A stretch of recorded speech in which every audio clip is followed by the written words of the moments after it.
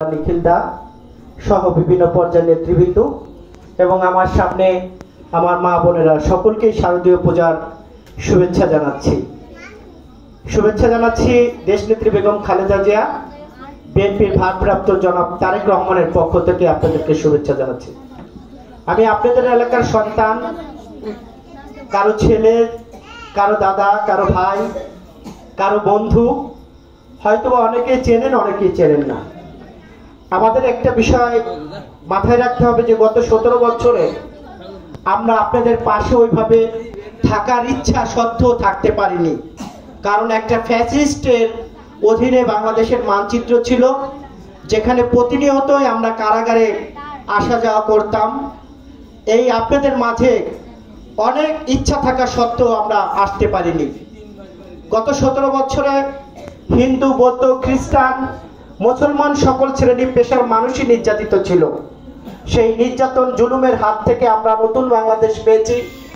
এই বাংলাদেশে নতুন করে যেন ষড়যন্ত্র না হয় সেদিকে খেয়াল রাখতে হবে। এখানে নিখিল দা আছেন, আমাদের সম্মানিত স্যার আছেন, আইন শৃঙ্খলার আনসার বাহিনী আছেন। যদি কোনো সমস্যা হয়ে থাকে আমি আপনাদের এলাকার সন্তান হিসাবে আমাকে আপনারা জানাবেন, আমি আমার সামর্থ্য অনুযায়ী আপনাদের পাশে থাকব। আমরা ছোটবেলার থেকে দেখছি আমার বাবাদের, এখানে যারা আছেন সবাই আমার বাবার বন্ধু ছিলেন। আমি আপনাদের সন্তান, আমি আপনাদেরকে সেবা করতে চাই, আপনাদের সেবা দিতে চাই, আপনাদের বাড়ির কাজের ঝাড়ুদার হিসাবে আমি কাজ করতে চাই, যদি আপনারা আমাকে সুযোগ দেন। আগামী গত 17 বছর আমরা ভোট দিতে পারিনি। আমরা এমনও দেখেছি যে মরা মানুষ ভোট দিয়ে গিয়েছে, কিন্তু ভোট সেন্টার থেকে যারা ভোট দেবেন তারা ফেরত এসেছে। আগামী ফেব্রুয়ারিতে নির্বাচন, দেশনেত্রী বেগম খালেদা জিয়া, ভারপ্রাপ্ত জনাব তারেক রহমান, আমরা হিন্দু মুসলিম ভাই ভাই ধানের শীষে ভোট চাই। হিন্দু মুসলিম ভাই ভাই ধানের শীষে ভোট চাই।